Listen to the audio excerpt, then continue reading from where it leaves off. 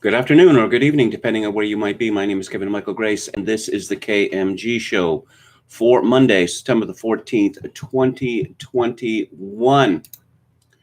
Some sad news to begin with. Norm Mcdonald died today, the great Canadian comedian.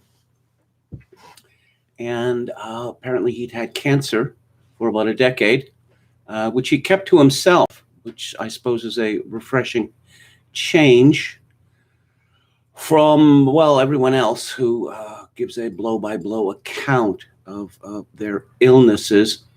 I figured something was wrong with him a few years ago when I saw him on a show where he appeared to be bloated.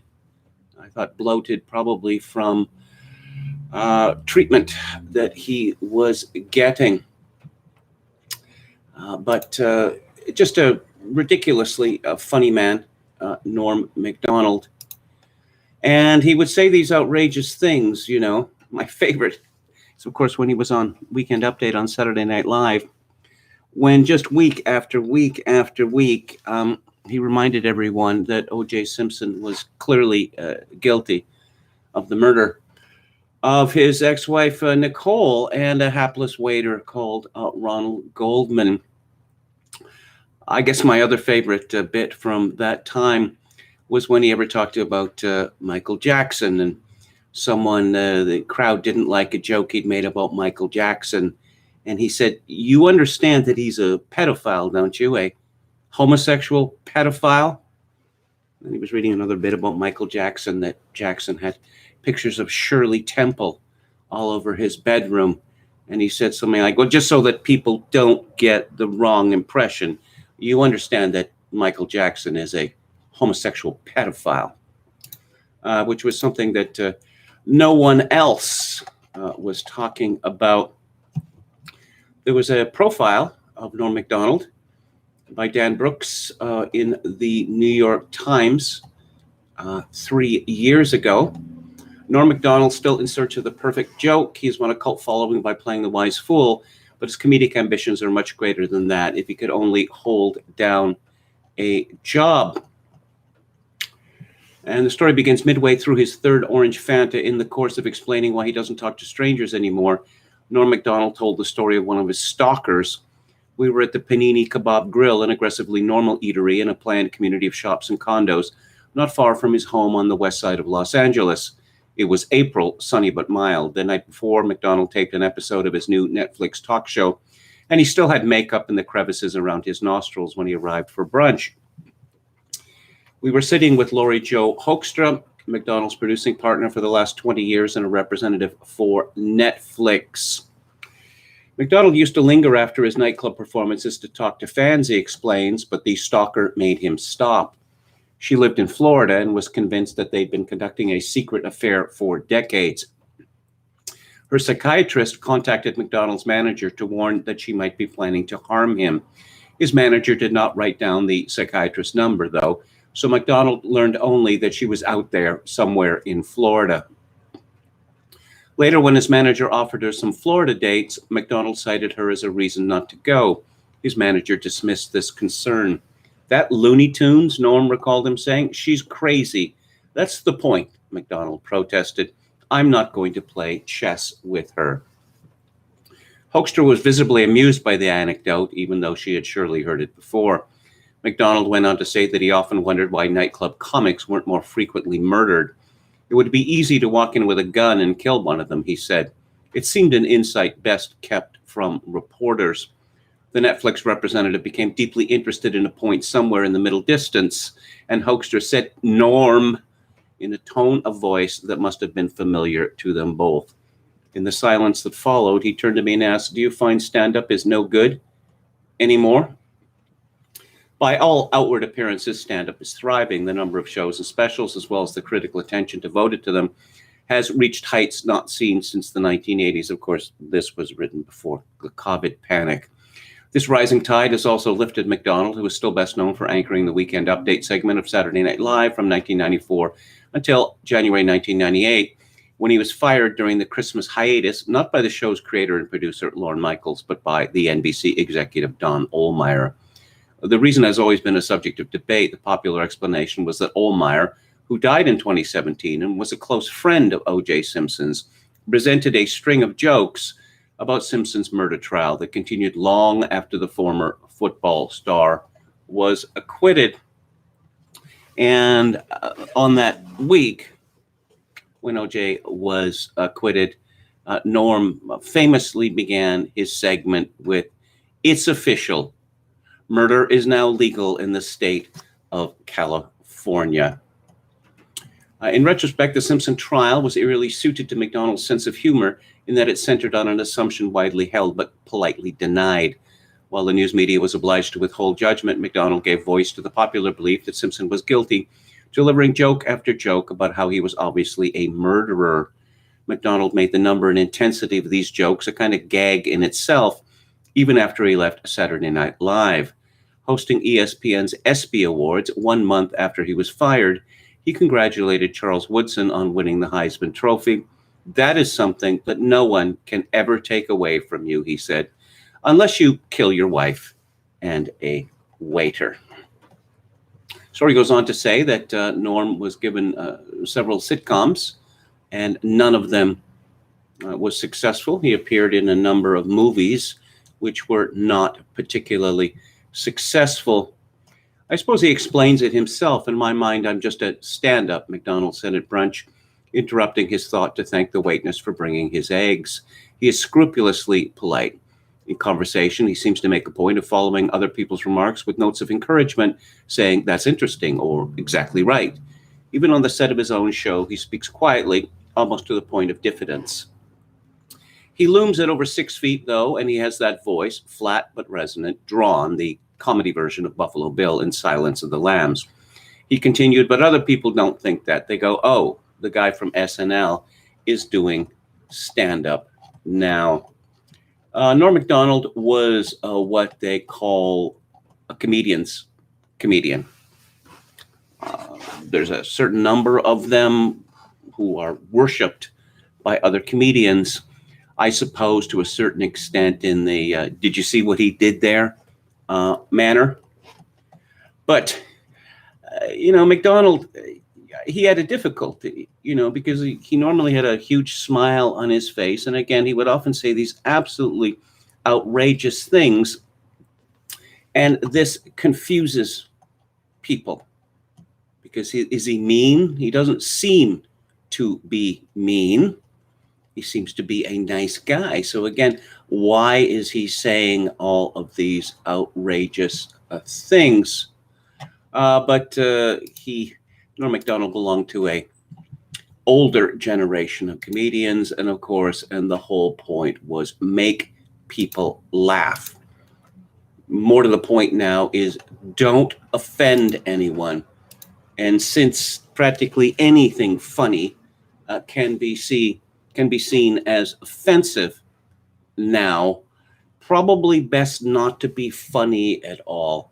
Just to let people know, how woke you are, how committed you are to progressive politics, etc., etc. It's very sad, but of course we have our memories of Norm.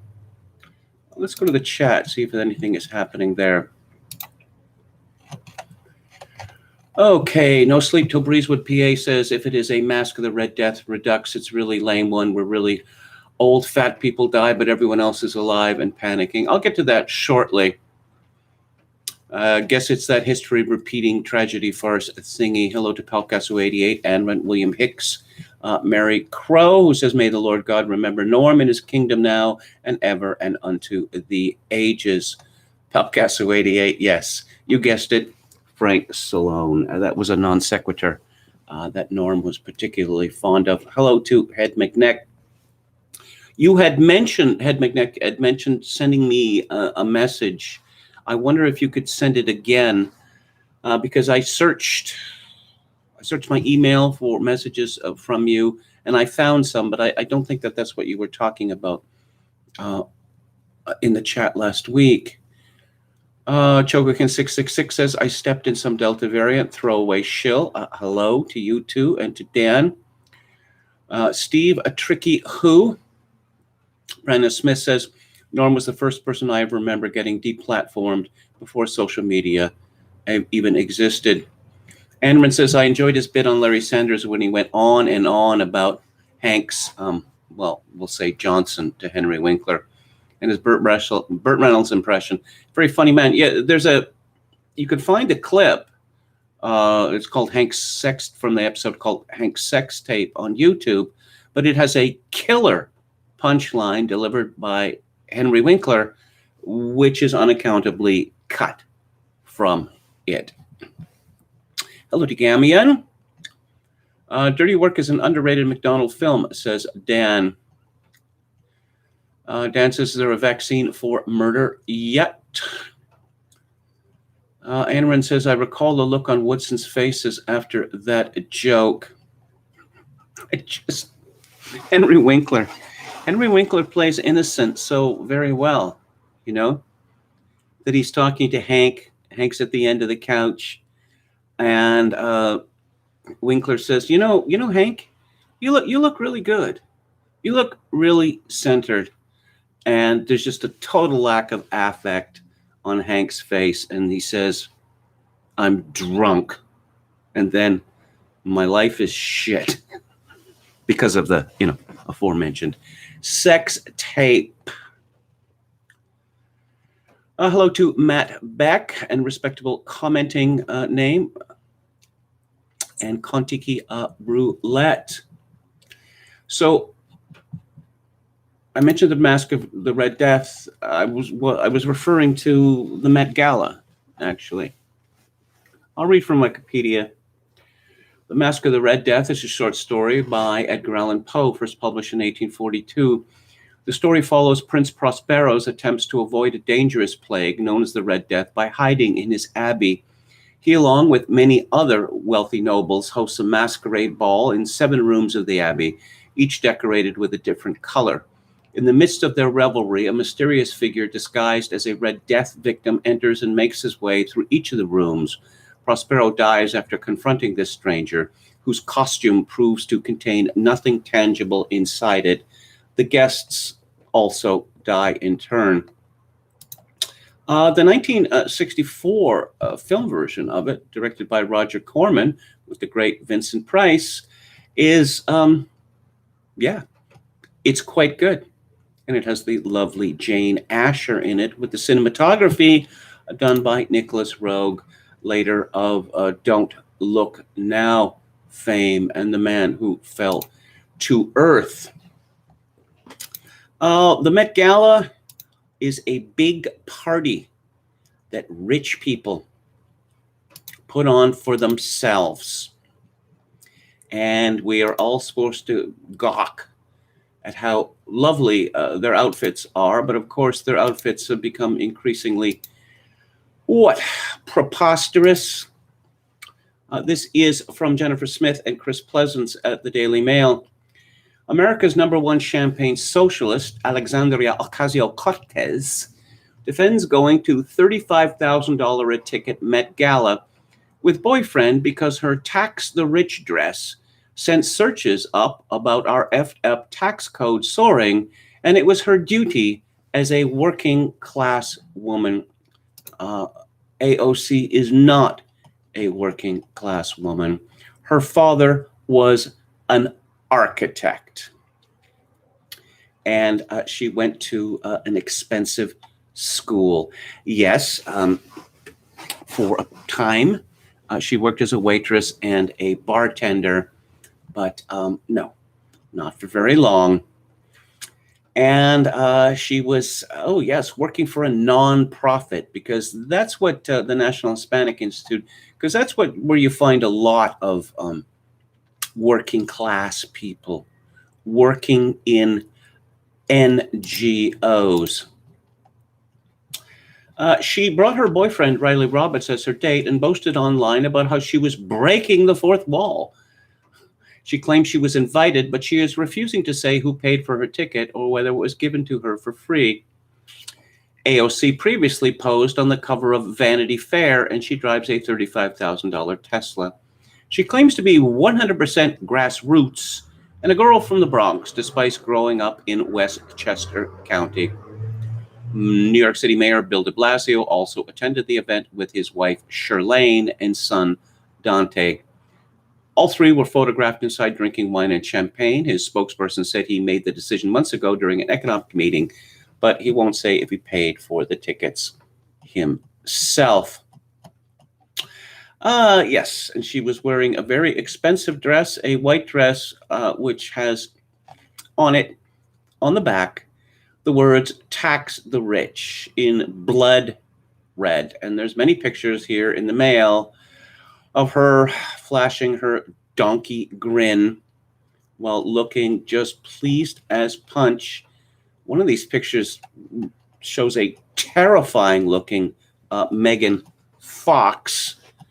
Oh, and there's a picture of her waving to all her fans.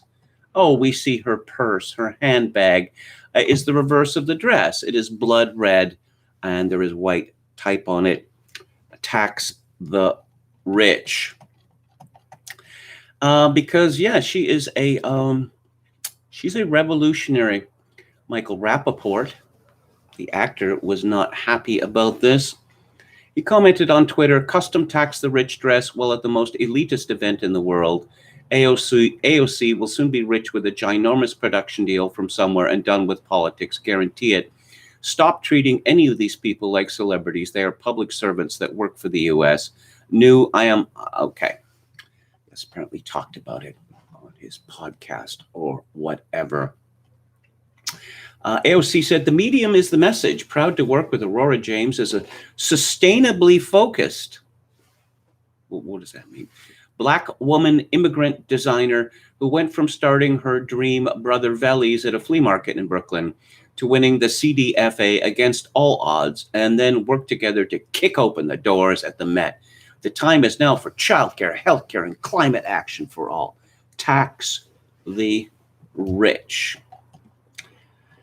AOC further said, "There's no way I'd be doing this if this wasn't with a woman of color and with the intent to grow the table and empower women that look like me." Despite being held in New York City, the culture of the Met Gala is everything but. New York City is often synonymous with inclusivity, inviting millions of people from different walks of life to call the city home. The Met Gala, on the other hand, is seen as elite and inaccessible. That's why you were so pleased at being there. Donald Trump Jr. led the criticism, blasting AOC as a fraud, while pointing out that she was also not wearing a face mask after spending the last 18 months as one of the biggest mask Karens in the country. Well, yes, that is interesting. Because, everyone at the Met Gala was double vaccinated, but there they were, as close as this to each other, and no one, they weren't wearing masks, but we're all supposed to wear masks, and we're all supposed to social distance because we have to protect the vaccinated. Yeah, that's what they're saying. I see that Bill de Blasio's son, Dante, he has cut his hair shorter, and he doesn't have that wild afro anymore. And I have to say, it's a big improvement. Representative Carolyn B. Maloney, Democrat, New York, wore a dress with the words "Rights for Women" written on them. The dress had strands of purple, gold, and white to represent the suffragettes. Yeah, that's Votes for Women. That's over 100 years old. She's holding up a disc that says ERA Yes. Seemingly trapped in the 1970s, she is. There is Huma Abedin, Hillary Clinton's ex-date, who looks more like a mannequin than ever. Oh, and we have more pictures inside the Met Gala. Megan Fox. Oh, man. And Lil Nas X looking more like a demon than ever, posing with Billie Eilish.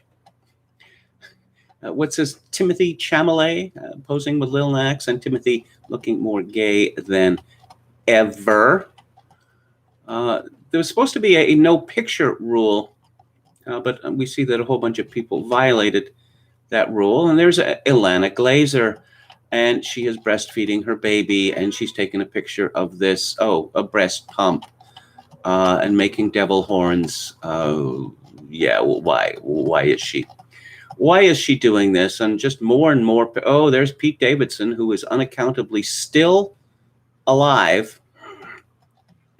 Just an entirely depraved looking group of people. Let's see what, oh yes, and Kamala Harris's stepdaughter was there as well. She is now a top model, despite being, well, not to put too fine a point on it, ugly. Also terrifying looking. And she was sporting not only a unibrow, but a mustache. John Binder at Breitbart writes, VP Harris's stepdaughter, Ella Emhoff, arrived at the Met Gala at the Metropolitan Museum of Art, seemingly on Monday, channeling a menstrual cycle. Yes, there's probably some deep significance to this dress. The only significance, she's got fake jewelry, studs all around her eyes. Yes, she looks entirely frightening, but that's what the fashion industry, that's what it's looking for these days. Let's see what Julie Burchill has to say in The Spectator. You've probably already seen that AOC rocked up at the Met Gala, where individual tickets are £20,000 and tables start at £150,000, wearing a white dress saying in big red letters, "Tax the Rich." It's what the Clash called turning rebellion into money. Not $1 in tax from the rich is going to be gained from this gesture. Fashion can absorb anything and turn it into a trivial trend. Garments with words on are always monstrous. I think of the immortal words of Fran Lebowitz. If people don't want to listen to you, what makes you think they want to hear from your sweater? Top of my hate list were those Catherine Hamnett monstrosities with choose life and 58% don't want Pershing in letters a mile high. Imagine my glee when my husband's mate got to know her and we were asked over for supper. The young poor dress so much better than the young rich, she drawled at one point. That's because the young poor can't afford your clothes. I came right back. She had her boy toy show us the door, but I've often recalled that evening when I passed yet another half-wit walking down the street bearing the legend, "No war, save the future," or best of all, "No more fashion victims," in big black letters on a baggy white tee.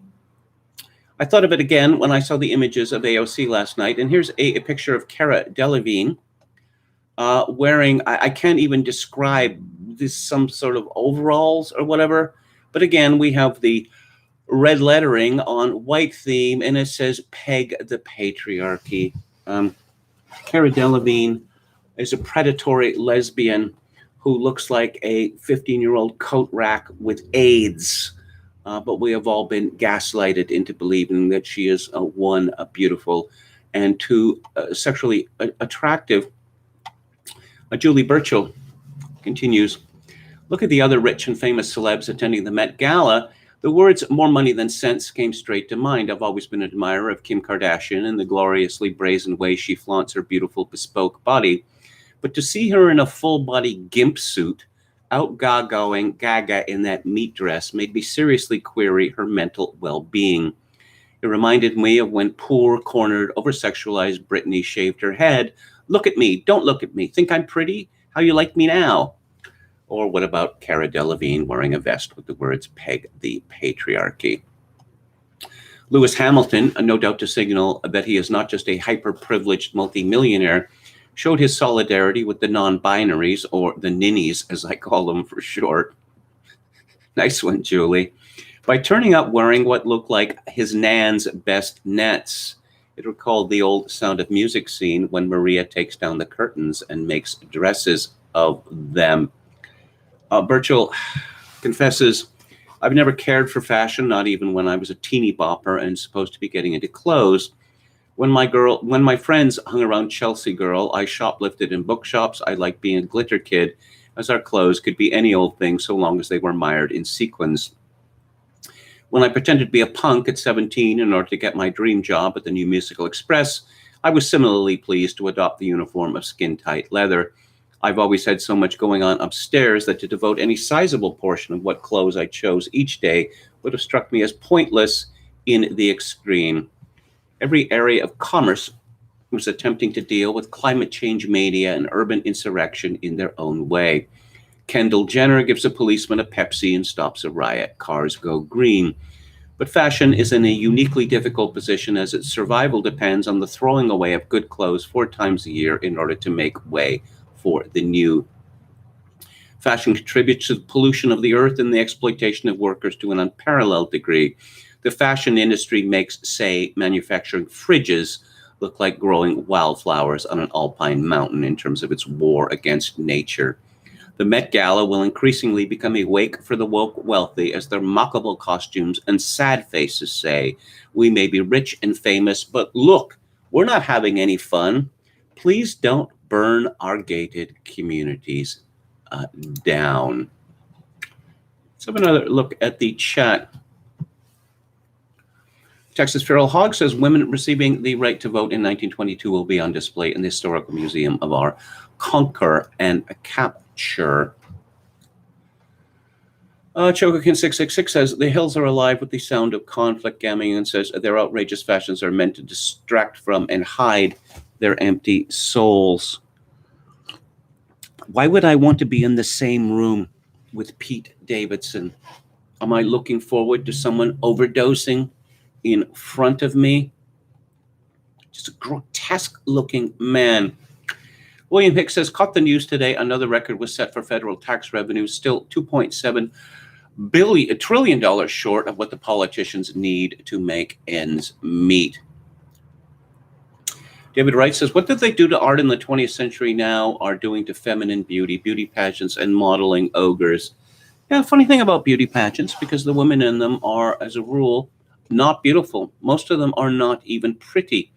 In the same way that cheerleaders used to be famously pretty, they haven't been pretty for quite some time. Jim Smith says, and then there was Madonna's daughter, Lourdes, whose contribution was her armpit hair. Yes, she's been given some big fashion deal because, well, of her mother. I remember on Channel 4's series, Star Stories,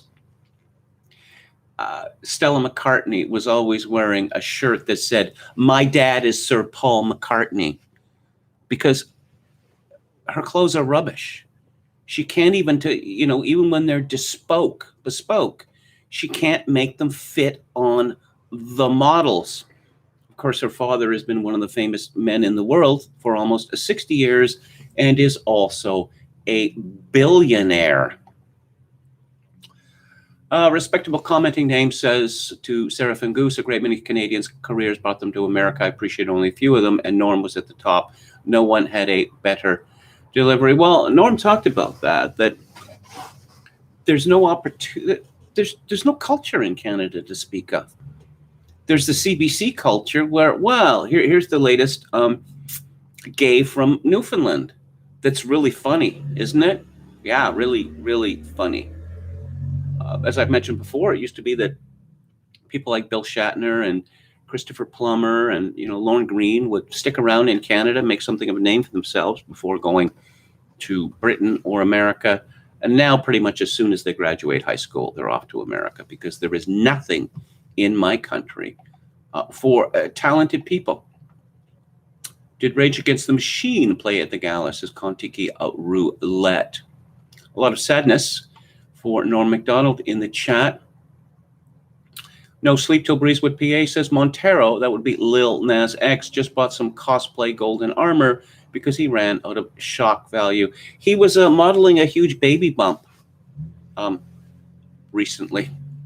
He was wearing a Sam Hyde suit of armor, says Chocoken 666. God, I despise celebrities. Again, one would think that after they're bullying us for 18 months now, wear a mask, get vaccinated, keep socially distant, stay at home, that they would be embarrassed to carry on as they did at the MTV Awards or the Met Gala. No, they have no shame whatsoever. And apparently, they're not ever going to have any shame. Hello to Metal Mike, who says, yes, the lefty maskless celebs and their masked servants. That's always a nice look when you see Nancy Pelosi, say, and her rich benefactors at their $25,000 plate dinner. They're all maskless, sitting side by side, but the servants are all masked. Does AOC possess any self-awareness, says Chogokin 666? No, I don't think so. You'll remember the pictures when she went down to the Mexican border, and she is grimacing, working herself up into a frenzy of tears, and she's looking at nothing because there's nothing there. What type of cancer did he have? Liver cancer, I believe, says Gamion. Hello to Matt Beck, who says the great insight here is that effective comedy is also shadow politics. What are we going to talk about next? Yeah, I guess it's inevitable. There's no getting around it. You know what? I'm going to talk about Instagram. There is a story by Georgia Wells, Jeff Horowitz, and Deepa Sitharaman in the Wall Street Journal. Facebook knows Instagram is toxic for teen girls, company documents show. Its own in-depth research shows a significant teen mental health issue that Facebook plays down in public. About a year ago, teenager Anastasia Vlasova started seeing a therapist. That's not good. That is just not good. She had developed an eating disorder and had a clear idea of what led to it, her time on Instagram. She joined the platform at 13, eventually was spending 3 hours a day entranced by the seemingly perfect lives and bodies of the fitness influencers who posted on the app. When I went on Instagram, all I saw were images of chiseled bodies, perfect abs, and women doing 100 burpees in 10 minutes, says Vlasova, now 18, who lives in Reston, Virginia. I don't know what a burpee is. Perhaps one of you can enlighten me. That's not exactly true. Vlasova found these pictures because she was looking for them. There are a great many, innumerable alternative beauty figures and influencers. So if you're grotesquely fat or just pudgy, there's something for everybody, for every woman on that platform. Around that time, researchers inside Instagram, which is owned by Facebook, were studying this kind of experience and asking whether it was part of a broader phenomenon. Their findings confirmed some serious problems. 32% of teen girls said that when they felt bad about their bodies, Instagram made them feel worse. The researchers said in a March 2020 slide presentation posted to Facebook's internal message board, comparisons on Instagram can change how young women view and describe themselves. For the past 3 years, Facebook has been conducting studies into how its photo sharing app affects its millions of young users. Repeatedly, the company's researchers found that Instagram is harmful for a sizable percentage of them, mostly teenage girls. We make body image issues worse for 1 in 3 teen girls, said one slide from 2019, summarizing research about teen girls who experience the issues. Teens blame Instagram for increases in the rate of anxiety and depression, said another slide. This reaction was unprompted and consistent across all groups. Among teens who reported suicidal thoughts, 13% of British users and 6% of American users traced the desire to kill themselves to Instagram, one presentation showed. I suppose one could ask the question, don't these teenage girls have parents? Well, I suppose they do have parents, at least one, but their parents have been persuaded that it's really not their business to get into the business of what their children are up to, particularly online. As I like to say, social media was invented to drive women crazy or crazier. And why is this so? Well, let's look at the world before social media. Women have always been in competition with each other in terms of looks, style, popularity, or whatever. But who would they have been competing with? Competing with members of their own family, competing with friends, competing with schoolmates. Now they are competing with every other woman in the world, which is it's insupportable. Back to the Wall Street Journal, expanding its base of young users is vital to the company's more than $100 billion in annual revenue, and it doesn't want to jeopardize their engagement with the platform. More than 40% of Instagram's users are 22 years old and younger, and about 22 million teens log onto Instagram in the US every day, compared to 5 million teens logging onto Facebook, where young users have been shrinking for a decade. On average, teens in the US spend 50% more time on Instagram than they do on Facebook. Instagram is well positioned to resonate and win with young people, said a researcher's slide posted internally. Another post said, there is a path to growth if Instagram can continue their trajectory. In public, Facebook has consistently played down the app's negative effects on teens and hasn't made its research public or available to academics or lawmakers who have asked for it. The research that we've seen is that using social apps to connect with other people can have positive mental health benefits, CEO Mark Zuckerberg said at a congressional hearing in March 2021.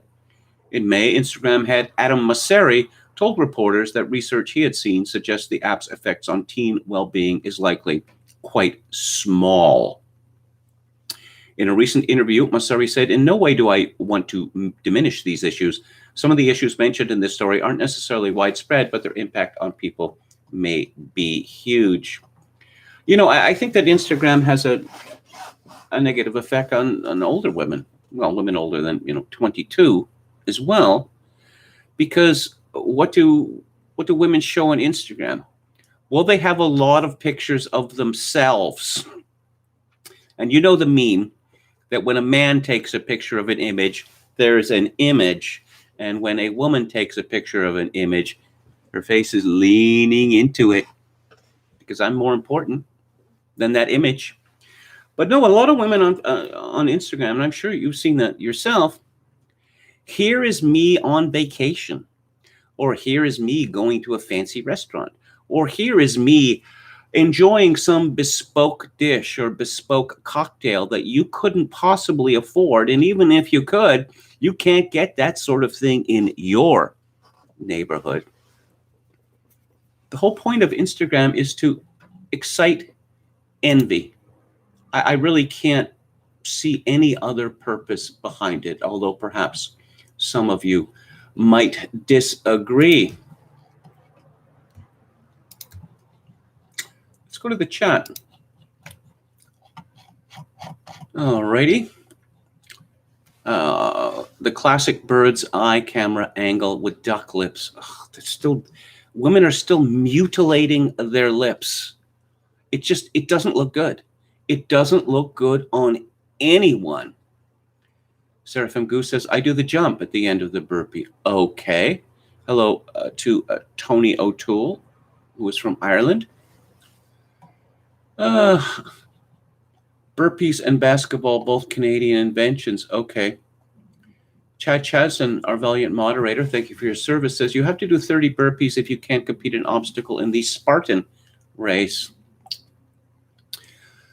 Gamian says, I feel guilty when I'm served by older waiters. I can't imagine being serviced by a multitude of people catering to my indulgent whims and trying to kiss up to me.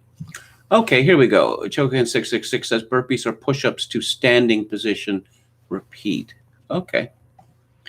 A kind of extended jumping jack, says Jeffrey Pye. Gamian says, servants are marked by masks so they know who they are and what their place is. Hello to Neil Terry. Head McNeck says Norm Macdonald's appearance on Conan O'Brien with Courtney Thorne-Smith is still the greatest live troll in American television history. Look it up on YouTube. Neil Terry says, so I'm professor of logic. Do any of you here own a doghouse? Wes says Grimes had a good look in the Met, TBH. Well, I'll have to take your word for it. She's not a very good-looking woman to begin with, but she repeatedly makes herself simply grotesque. No other way to put it. Okay.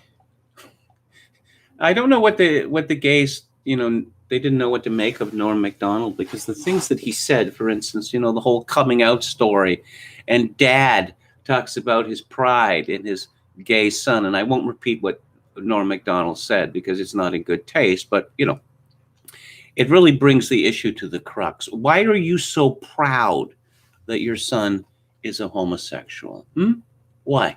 What particularly is there in that to have such great pride in? Hello to Gloria Miller. I have to be careful about what I say about vaccines here. Monica Wisniewska said the vaccine should be tested on politicians first. If they survive, the vaccine is safe. If they don't, then the country is safe. These MRR vaccines, Peter Hitchens asked every week for, I think, a year or 2 or 3, if Tony Blair's son Leo had this jab, and number 10, Downing, refused to answer. And one has to ask the question, why? Why? If it's such a wonderful thing, then surely your son would have had it, right? Hello to Kyle Free. Here's an interesting story in The Atlantic, which seems to have changed its mind about COVID-19, or at least it's not as fanatically stupid as it was before. This is by David Zweig. Our most reliable pandemic number is losing meaning. At least 12,000 Americans have already died from COVID-19 this month as the country inches through its latest surge in cases. But another worrying statistic is often cited to depict the dangers of this moment. The number of patients hospitalized with COVID-19 in the United States right now is as high as it had been since the beginning of February. It's even worse in certain places. Some states, including Arkansas and Oregon, recently saw their COVID hospitalizations rise to higher levels than at any prior stage of the pandemic. But how much do those latter figures really tell us? I wonder what's going on here. Because originally we were told, oh my God, the number of cases is exploding. It's liquid AIDS, as Alan Partridge would say. But then, well, you mean the number of cases is exploding? Well, the number of vaccinations gets higher and higher and higher and higher, particularly in places such as Israel and Britain. So what does that mean? Well, I think I know what it means. But back to The Atlantic. From the start, COVID hospitalizations have served as a vital metric for tracking the risks posed by the disease. Last winter, this magazine described it as the most reliable pandemic number, while Vox quoted the cardiologist Eric Topol as saying that it's the best indicator of where we are. On the one hand, death counts offer finality, but they're a lagging signal and don't account for people who suffered from significant illness but survived. Case counts, on the other hand, depend on which and how many people happen to get tested. Presumably, hospitalization numbers provide a more stable and reliable gauge of the pandemic's true toll in terms of severe disease. But a new nationwide study of hospitalization records, released as a preprint today and not yet formally peer-reviewed, suggests that the meaning of this gauge can easily be misinterpreted and that it has been shifting over time. If you want to make sense of the number of COVID hospitalizations at any given time, you need to know how sick each patient actually is. Until now, that's been almost impossible to suss out. The federal government requires hospitals to report every patient who tests positive for COVID, yet the overall tallies of COVID hospitalizations made available on various state and federal dashboards and widely reported on by the media do not differentiate based on severity of illness. Some patients need extensive medical intervention, such as getting intubated. Yeah, I suppose if you want to get killed. Others require supplemental oxygen or administration of the steroid dexamethasone. But there are many COVID patients in the hospital with fairly mild symptoms too, who've been admitted for further observation on account of their comorbidities or because they reported feeling short of breath. Another portion of the patients in this tally are in the hospital for something unrelated to COVID and discovered that they were infected only because they were tested upon admission. How many patients fall into each category has been a topic of much speculation. And what are the numbers? Researchers have tried to get at similar questions before. For 2 separate studies published in May, doctors in California read through several hundred charts of pediatric patients one by one to figure out why exactly each COVID-positive child had been admitted to the hospital. Did they need treatment for COVID, or was there some other reason for admission, like cancer treatment or a psychiatric episode, and the COVID diagnosis was merely incidental? According to the researchers, 40 to 45% of the hospitalizations that they examined were for patients in the latter group. It's a pretty big number, wouldn't you say? COVID-19 skepticism has, it's gained strength. It continues to gain strength, and some people are very unhappy about this. One of them being Senator Elizabeth Warren, Americans' least favorite school marm. This is from reclaimthenet.org. Senator Elizabeth Warren questions Amazon on why books that contain misinformation are listed as bestsellers, calls for censorship. Elizabeth Warren has joined the call in asking Amazon to provide more details on its content moderation policies of what they see as the retailer's failure to address what she says is the spread of COVID-19 misinformation in books. Warren accused the tech giant of promoting books and other material containing COVID-19 misinformation.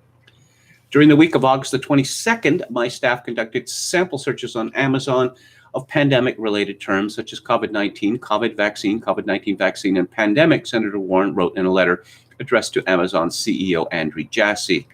The top results consistently included highly ranked and favorably tagged books based on falsehoods about COVID-19 vaccines and cures. Falsehoods. According to whom? Representative Adam Schiff also wrote a letter this week and referenced a research paper by the University of Washington that claimed over 10% of vaccine-related searches on Amazon brought back results to products containing misinformation. Schiff asked for detailed information on Amazon's policies regarding false or misleading health information in order to identify potential needs for federal regulation. And one person who was called out for this, was made center of attention, why, it's our friend Alex Berenson. He wrote on his Substack a day ago, Massachusetts Senator Elizabeth Warren wants Amazon to help her control what you can and can't read. Last week, Warren sent Amazon a 6-page letter complaining that the company is not actively hiding my unreported truths booklets, as well as others that present unapproved views about COVID-19 in its search results. As you may remember, Amazon initially refused to sell the first unreported truths booklet, but backed off under pressure from Elon Musk, among others. Since then, I have written 3 more. The 4 booklets have sold hundreds of thousands of copies and received near perfect reviews from readers. The most recent, about vaccines, continues to sell strongly almost 6 months after it was released. Warren's letter focuses mainly on the fact that my and other books are prominently displayed in Amazon's search engine. This is no surprise, given their ratings and sales, but it hints that she would like to go further. It asks Amazon to explain its existing policies regarding the listing, promotion, and sale, emphasis added, of books and other products containing COVID-19 misinformation on its platform. To be clear, Berenson writes, the unreported truths booklets contain no misinformation. As those of you who have read them know, they are sourced from government data and scientific preprints and peer-reviewed papers. I provide links to the relevant documents so readers can judge them for themselves. But even if the booklets were completely wrong, their dangers would pale in comparison with the risks of government-fueled censorship. Elizabeth Warren should not be telling Amazon, which essentially controls retail book sales in the United States, what it can and cannot sell. After Twitter's ban of me last month, and Warren actually references Twitter's defamatory action in her letter, I can't take this risk lightly. Neither should you. I urge you to tell Amazon and the Senator's office what you think of censorship. And if you haven't purchased the booklets, especially the vaccine booklet, now might be the time. I'd urge you to buy the paper version, though I actually earn less on it. Amazon cannot control it once it's in your hands. After all, the way things are going, you might not have the chance much longer. So you've all heard of the Streisand effect, right? Well, here we see another example. Did I say number 2? Thanks, Liz. Couldn't have done it without you. That Berenson's, one of his pamphlets was the number 2 bestseller, not in any scientific or medical category, but overall. Now it's number 1. Yes, number 1 best-selling book on Amazon.com. How about that? Amazon has raised the booklet, the price from $5.99 to $12.57. Not sure why. I didn't. On my publisher's page, it's still at $5.99. I have asked them to explain. This is odd, and I don't like it. I'm not trying to gouge anyone. I don't think it's a backdoor try at censorship. It is probably automated and has something to do with the fact that they have no inventory. But I've asked for an answer and for them to lower the price again. Something similar has happened with the combined parts 1 to 3, which should be $9.99, not $14.23. The Kindle prices are still correct. I apologize for this. We'll keep you posted. And then 5 hours ago, the price is right, back to $5.99 after I complained. Hopefully no one will be overcharged, and hopefully we can keep it at number 1 a bit longer.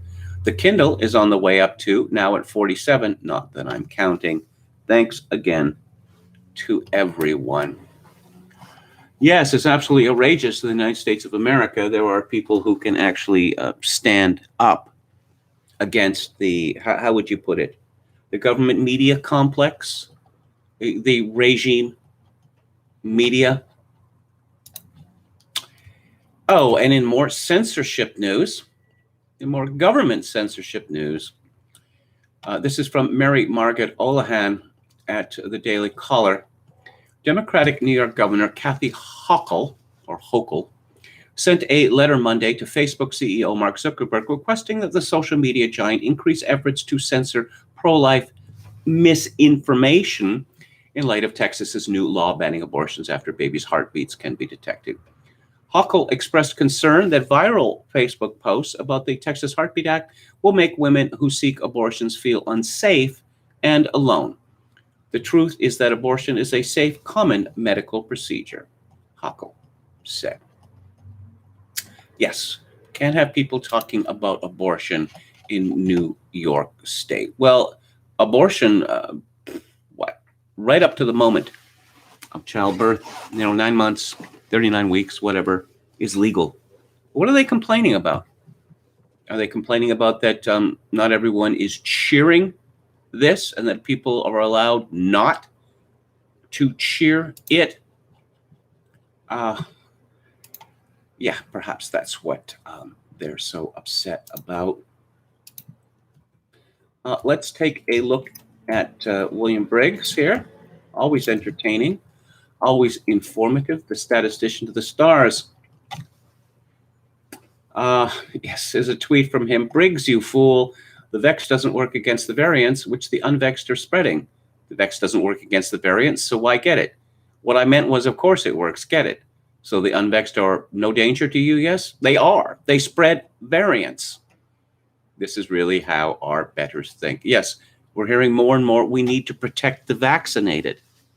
Isn't that what the vaccines are for? Do they really think that they can get away with this? A Twitter user reminded me to remind you that the claimed vaccine reduction in infections in post-clinical trial studies, which is 7.8%, is reduction in infections shown in the calculations below. Given, say, only 1% who are infected die, and this is too high, so conservative, then the reduction in deaths is 0.01 times 0.078, equaling 0.00078. That's the only real important rate reduction. Celebrate the vaccines. Briggs continues, I cannot stress strongly enough that the admission below by a WHO official should be slammed home everywhere. Like this, for instance. Mr. Official or Ms. Expert, I see you are mandating masks in kids. Yet the World Health Organization says COVID will be with us forever like the flu. Why are you continuing the panic when they say end it? Headline, COVID-19 won't be eradicated. WHO. Global health experts expect COVID-19 to circulate and mutate similarly to the flu. Despite innovations in vaccine development and research, the COVID-19 virus is not going away and is likely going to circulate through society similar to influenza, officials at the WHO said in a press conference Tuesday. CNBC reports that experts, including Mike Ryan, the executive director of the WHO's Health Emergencies Program, told reporters in a press briefing that COVID-19 will continue to evolve and will not be eradicated anytime soon. Quote, I think this virus is here to stay with us, and it will evolve like influenza pandemic viruses. It will evolve to become one of the other viruses that affects us. People have said we're going to eliminate or eradicate the virus. No, we're not. Very, very unlikely. And yes, Australian public health chief, we will be looking at what contact tracing looks like in the New World Order. That is a direct quotation. What about the children? They're fine. You've heard it from me 1,001 times. Now hear it from a semi-woke outfit, and that is the Wall Street Journal. A tremendous number of government and private policies affecting kids are based on one number, 335. That's how many children under 18 have died with a COVID diagnosis code in their record, according to the CDC. Yet the CDC, which has 21,000 employees, hasn't researched each death to find out whether COVID caused it or it involved a pre-existing medical condition. Without these data, the CDC Advisory Committee on Immunization Practices decided in May that the benefits of two-dose vaccination outweigh the risk for all kids 12 to 15. I've written hundreds of peer-reviewed medical studies, and I can think of no journal editor who would accept the claim that 335 deaths resulted from a virus without data to indicate if the virus was incidental or causal, and without an analysis of relevant risk factors such as obesity. My research team at Johns Hopkins worked with the nonprofit Fair Health to analyze approximately 48,000 children under 18 diagnosed with COVID in health insurance data from April to August 2020. Our report found a mortality rate of 0 among children without a pre-existing medical condition such as leukemia. Briggs comments, 0 is a number less than 1. 0 is the number they are relying on to mandate masks, jabs, and other insanities in the name of the science. Kids are at no real risk of COVID. Never fail to remind them of this. They won't listen, but they will know that you know the truth, and you will know that they therefore are evil. There's some good news on this front, like this headline, mask mandate leads to student walkouts at Gaylord High School in first week. This is how you win. If enough parents had the guts and didn't have the abject irrational fear, the local experts would have to relent. And he talks about a treatment here, which I'm not going to talk about. We'll call it the eye drug. One gets banned for talking about that. Vaccine side effects, these are difficult to find, as regular readers know. Politically, it must be difficult for those studying it. Say, we discovered this bad effect, and a band of ignorant, shrieking harpies can descend on you, cloths unsheathed. They won't be able to say you're wrong, but they'll say the way you said it was. Anyway, there is some work trickling out. Here is a July 2021 paper in Infectious Diseases titled Vaccine Side Effects and SARS-CoV-2 Infection After Vaccination in Users of the COVID Symptom Study app in the UK, a prospective observational study. Yes, I guess we're going to know all about that, the side effects. You know, by that time it will be too late. From the Telegraph.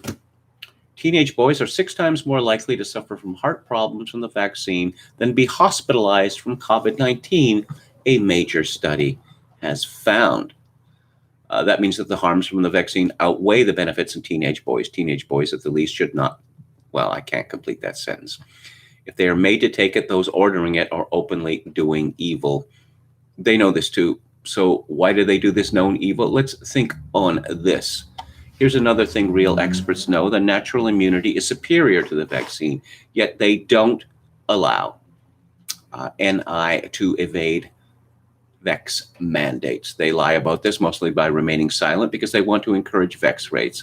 If they allowed natural immunity, they fear many would claim it.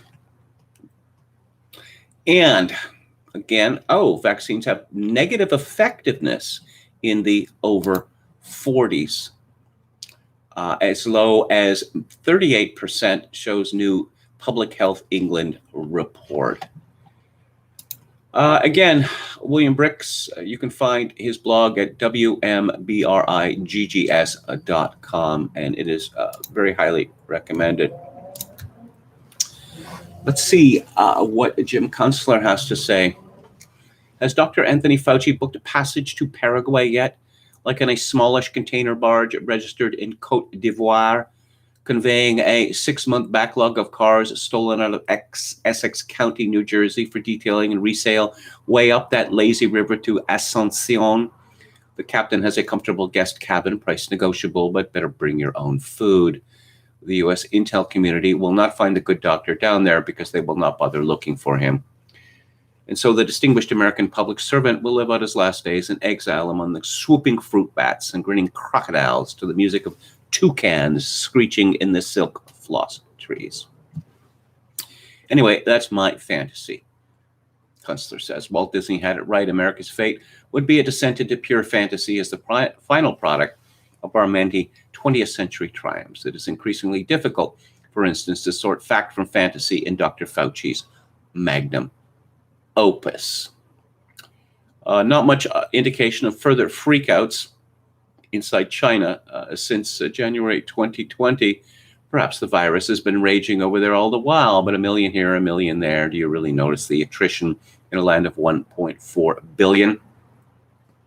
Back in the USA, where you'd have to subtract a billion and then some in population, something was surely killing folks, although overwhelmingly most of those folks were already sick and old, pretty much in the checkout zone. In 2020, the death of old and sick people was declared impermissible. Death suddenly had no place in the exceptional order of things American.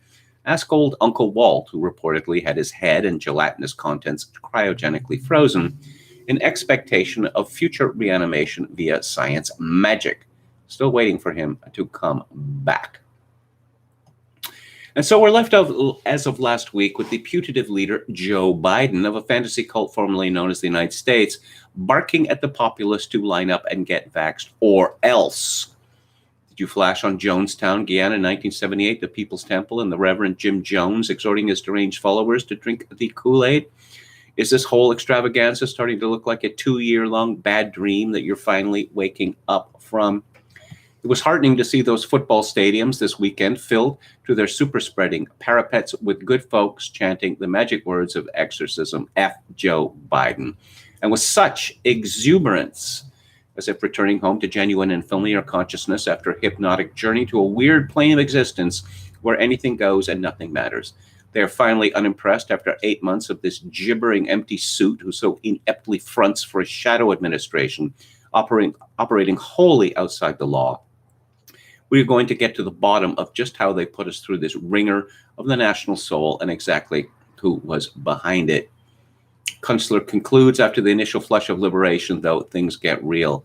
The hard work resumes and you start to feel pain again. I have a hunch that the weeks ahead will be doozies as the collective national mind undergoes reconstruction and narratives fall away with the season's blazing leaves. A great sorting out of the real from the unreal lies ahead. Illusions will dissolve. The fog will lift. Some will be blinded by the light, even as we head into the darkest time of the year. The Canadian election is just a few days away, and this has become very personal for our trustafarian Prime Minister Justin Trudeau. People have been screaming mean things at him. A sexist comment was directed at his wife. What that comment was, or even an indication of what that was, our media was too scandalized to describe. Trudeau criticizes Moe, that is Premier Scott Moe of Saskatchewan, as he feels really bad for fully vaccinated people in Saskatchewan and Alberta. Again,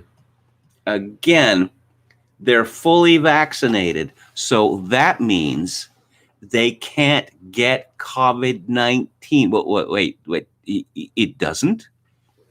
It doesn't mean that anymore? That the efficacy is fading and fading fast. So why does everyone have to get the vaccine yet? Trudeau said that Saskatchewan and Alberta have the lowest percentage of people vaccinated among provinces, but the majority of those eligible, more than 70%, have received both doses. Well, 70%, that's a lot of people, an awful lot of people. So why are the numbers going up? Why do we need to protect the vaccinated? It just keep saying that to yourself, because it's just insane. It's absolutely insane. Yeah, I guess you can buy good press, and Justin Trudeau is determined to find out if that's possible. What was it, a year or two ago? He gave $595 million to the Canadian media outlets, which doesn't sound like a lot of money, but keep in mind this is Canada, which is a population of only about 38 million people. This is from Rebel News. Jonathan Bradley, a reporter at the independent website Canada Land, received the same access to information documents about Trudeau's media bailout on the same day as we did. Yes, this is a different bailout, a new bailout. We have the names of the news media who secretly took a $61 million pre-election payoff from Justin Trudeau. There are 49 names on each page, and it's 29 pages long. That means there's nearly 1,500 news media took the bribe. We only heard about this from one of the few media companies who are not on the 29-page list, a small reader-supported news outlet in Ottawa called Blacklock's Reporter. And I see that the very progressive left-wing BC publication, The Tyee, they took the King's money. What was it, $300,000 or something like that? I guess that's going to buy a lot of goodwill, wouldn't you say? This is from Brian Flood at Fox News. Vice President Kamala Harris raised eyebrows Sunday with her tweet urging Americans to help protect already vaccinated people in order to end the COVID-19 pandemic. Quote, by vaccinating the unvaccinated, increasing our testing and masking, and protecting the vaccinated, we can end this pandemic. That's exactly what we are committed to doing, Harris tweeted. There's been widespread confusion over vaccine rhetoric from the Biden administration as a push to protect the vaccinated to become a common talking point, despite the vaccines already providing strong protection for those who've gotten them. Harris's tweet was no exception and was met with criticism and confusion. Protecting the vaccinated is an odd argument since the vaccinated are already, vaccinated. And the vaccine works in keeping one out of the hospital 99.9% of the time per the data, says Fox News contributor Joe Concha. Well, the data is constantly changing, and I'll have more on that shortly. There's a piece by J.D. Tusil in Reason magazine. Joe Biden's national vaccine mandate sparked a lot of debate and set political seismometers jumping even more frantically than usual. Most commentary is focused on two issues. Is forcing people to take vaccines a good idea, and will the courts sign off on the government's authority to do this? Those are great discussions to have, though anything involving forcing people should be a non-starter by default. But another important question is raised by the president's gambit to displace the Afghanistan fiasco from the headlines. How, in the United States, can one guy just impose his preferred policies, whether they're good, bad, or indifferent? That is a very good question. Is Joe Biden a king? You remember when Donald Trump was criticized for being a tyrant, a dictator, and then COVID-19 came along. Apparently, he's not enough of a tyrant and a dictator. But now we're, being a tyrant is a good thing if it is on the, the side of goodness, as opposed to evil.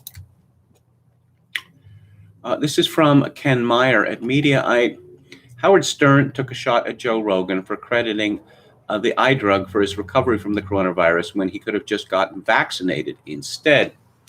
The Shock Jock radio host spoke to his co-host Robin Quivers about the blowback he got for saying last week that COVID vaccines should be mandatory At one point, Stern mocked the anti-vaccine shitheads, that's his word, who accuse people of worshiping Dr. Anthony Fauci while they take horse dewormer from a doctor. Yes, Howard Stern, you're not really much of a rebel anymore, is he? Was he ever one? Let's have a look at dailyskeptic.org, formerly Lockdown Skeptics. The new case against COVID restrictions. Andrew Lilico writes in Unheard, there's no reason to believe now that cases have stopped being able to grow exponentially despite there being no restrictions. They will start doing so anytime soon. What happened to following the science? To state that children must be vaccinated because schools will be closed if they aren't is a circular argument, reads the lead article in the Telegraph on Tuesday. The utter shambles of child COVID vaccine consent, the disease having proved far from fatal, experimental treatment may therefore not be administered in this case, writes Tom Penn in The Conservative Woman Defending Freedom. Why are we jabbing millions of kids simply to keep teachers at work? Gavin Williamson and his department have been pushing for such a rollout, terrified of the militant teaching unions who refused to work at the height of the pandemic, writes Dawn Wooten in Mail Online. Mother of cancer victim says her daughter contacted GP over 20 times. Jessica Brady, 27, from Stevenage, passed away from liver cancer in December after a series of virtual appointments over the course of 5 months failed to spot her tumor. Many civil servants will work from home for good, says Whitehall boss Alex Chisholm. This is from the Times. What kind of example are they setting? Well, I think they're setting a very good example. Because what this tells me is that half of them could be fired at a stroke, and no one would know the difference. How much work are they getting done from home? COVID recovery group member Sir Geoffrey Clifton Brown says it's totally wrong for children to get jabbed without their parents' permission. The state could start pressuring young people in other things against their parents' wishes. Did the government and its advisors implement measures proportionate to the risk, as chair of new cross-party group of MPs and peers? Vaccine passports, mask mandates, and another lockdown all on the cards if COVID infections don't stay low this winter. This is from Boris Johnson's government, just proving once again that if you don't like what Boris Johnson says, I don't know, wait 3 days, and then he'll say the opposite. Or this is our position now, but it could change. 37 billion pounds worth of test and trace scheme may have prevented just 6% of COVID cases. English patients could get routine annual COVID jabs at the same time as they get flu vaccinations, says Nadhim Zahawi, who's the Minister for Vaccines, because they actually have that in the United Kingdom. When exactly did it become the top priority for governments to act on behalf of big pharma? The unintended consequences of vaccine passports. More than 20, I'm not going to mention that one. Why is the ONS claiming that just 1%, see that 1% figure, of COVID deaths are in the vaccinated when the PHE data shows the true figure for August was 70%. 70%. The ONS has published a new study on COVID deaths, which purports to show how few vaccinated people die of COVID. Here's the Telegraph. Here's how the Telegraph reported the headline claim, quote, only 59 vaccinated people with serious health conditions died from COVID-19 out of more than 50,000 deaths in England this year. New figures from the Office for National Statistics show. These statistics appear remarkable until you realize what they've done. Although the data is presented as this year, in fact, the cutoff date is July the 2nd. This is significant because it is just before the Delta surge got going. This means that the data all comes from the alpha stage when almost no one was vaccinated and tens of thousands of COVID deaths were reported, and from the quiet spring and early summer when many were vaccinated but almost no one died. Yes. Why are they claiming this when it's not true? Because they are liars. They don't even pretend to be shy of lying. For our elites, lying has become as natural as breathing. Oh, some Canada news. This is from Ben Woodfinden, I don't know how it's pronounced, in the National Post. Trudeau's hollow progressivism behind refusal to raise federal flags. The Prime Minister was right to lower the flag. No, he wasn't, but never mind that. But his intent to turn the flag into a wedge issue is misguided and reckless. All federal Canadian flags in Canada have been at half-mast since the end of May, because something was found on some Indian reserves. Oh, secret burial chambers. There's no evidence that this is what they are. Oh, and they found a bunch of graves, which were marked planned graves, where the markers had, burned down or fallen to bits. And again, there have been claims that this is evidence of genocide. Well, generally, when one is committing genocide, and it's a secret, you don't individually bury people in serried rows, do you? But Trudeau is saying that the Canadian flag is going to remain at half-mast forever until there's going to be some sort of consultation with some Indian groups. So you know who runs this country. Now, I predicted years ago that Trudeau would be reduced to apologizing for Canada itself. And that is precisely what has happened. Let's go to Joseph Tainter and his book, The Collapse of Complex Societies, Cambridge University Press, 1988. In conducting the research for this chapter, it became tempting at times to rephrase an old joke and to suggest that there are 2 or 3 theories of collapse for every society that has experienced it. While greater scientific attention has been devoted to the development of complexity than to collapse, the literature on the latter subject is still voluminous and the diversity of ideas impressive. True, these range from respectable and scholarly to some that provide only comic relief. Yet the popularity of some views that scholars value little requires that all receive some treatment. This diversity of views dictates a need to impose order. Theories of collapse fall into a limited number of recurrent explanatory themes. These themes, by and large, persist through time. The authors whose works are here assigned to each theme are characterized by overriding similarities in framework, assumptions, and approach. Within each theme, of course, a great deal of diversity still exists, so that some level of individual discussion is necessary for many authors. It should be noted that any such classification of theories is to some degree arbitrary, and indeed, many approaches to classification would be possible. It is common in the social sciences to write of internal versus external causes of social change, and the study of collapse can be similarly dichotomized. There is nothing new here. Polybius made the same observation in the 2nd century BC. Similarly, just as one can write of conflict versus integration theories of change, so such theories have been advanced to account for collapse. Again, this is an ancient development. Contrast, for example, Plato's laws with Flannery. Neither dichotomy is useful for this work, although both are certainly valid and will be discussed in the next chapter. There appear to be 11 major themes in the explanation of collapse.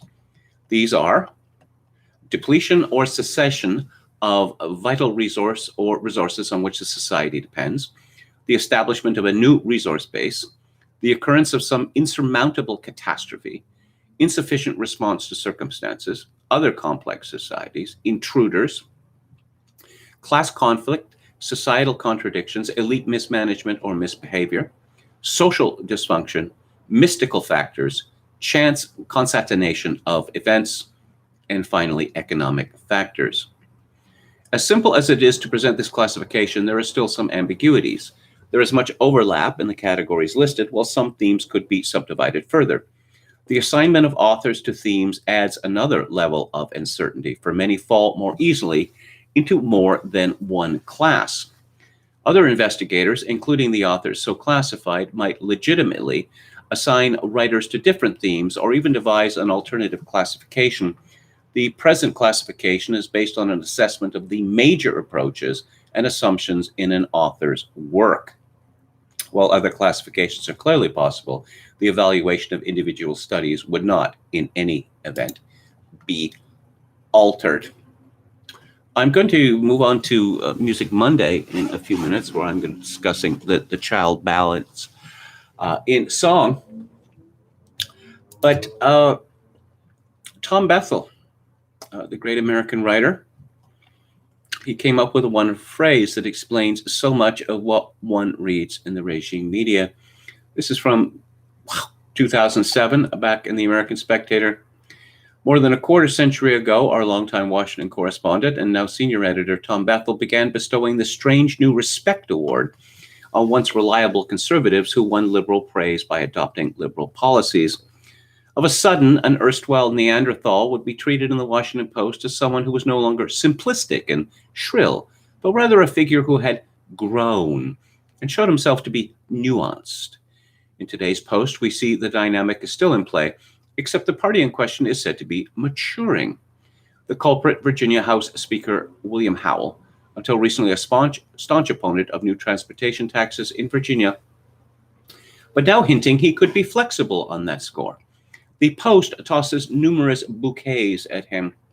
As many political observers see it, Howell is maturing into the leadership role he took on 4 years ago, which could help the speaker boost his influence.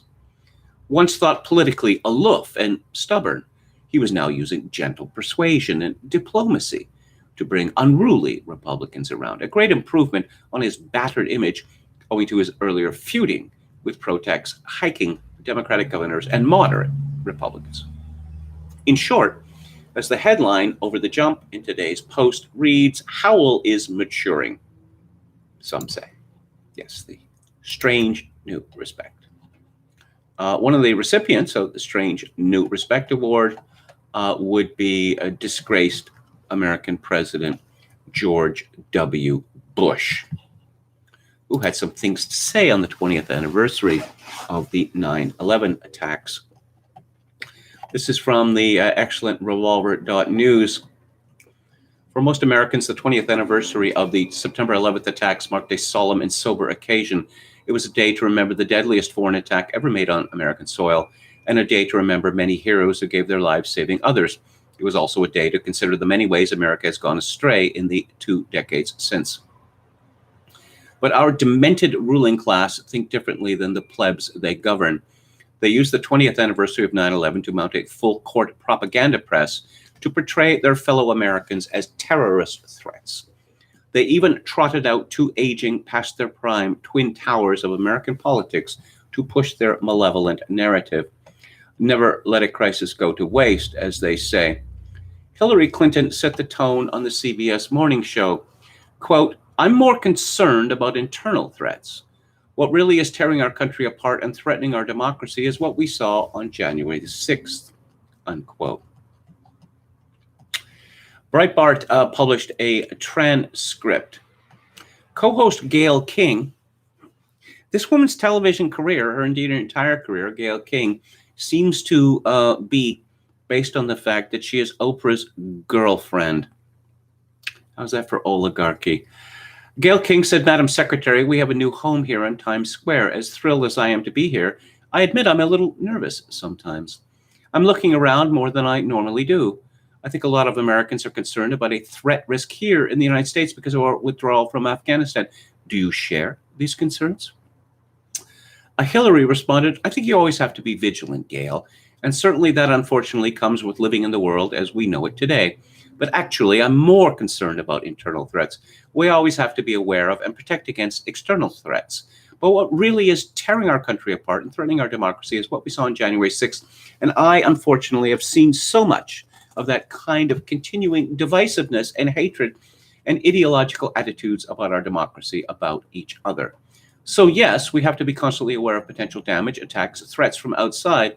But I think every American, regardless of where you stand on the political spectrum, should be as worried, if not more, right now about what we're doing to ourselves.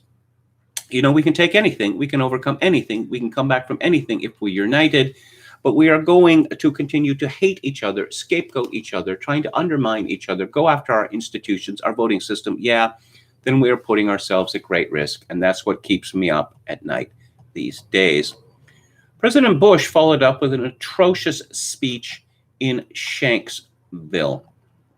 Quote, "They are spirits of the children of the same foul spirit, and it is our continuing duty to confront them." That would be domestic extremists.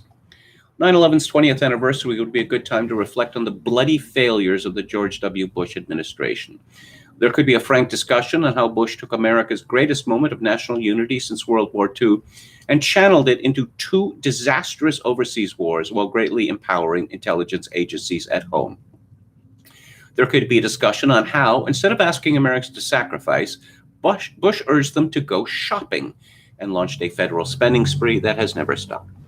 There could even be a frank discussion on how Bush failed to stop the attacks themselves, which might be related to Bush explicitly running on a pledge to scale back racial profiling in airports. But instead, today's anniversary was a celebration of Bush, not for his actions 2 decades ago, of course. No, the celebration was because Bush related 9/11 to January the 6th. Bush dropped 2 cracked-out globalist narrative jaw-droppers in his speech. Quote, "When it comes to the unity of America, these days seem distant from our own. A malign force seems at work in our common life that turns every disagreement into an argument." This is the man, George W. Bush, who said you are either with us or you are with the terrorists. Nothing divisive about that, is there? And every argument into a clash of cultures. So much of our politics has become a naked appeal to anger, fear, and resentment. This leaves us worried about our nation and our future together. This from the administration that brought America, if you see something, say something.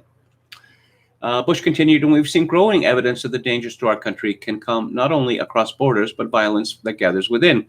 There's little cultural overlap between violent extremists abroad and violent extremists at home, but in their disdain for pluralism, in their disregard for human life, and their determination to defile national symbols. Oh, I see. It's right-wingers who are pulling down statues of George Washington, Alexander Hamilton, and the like. Is it?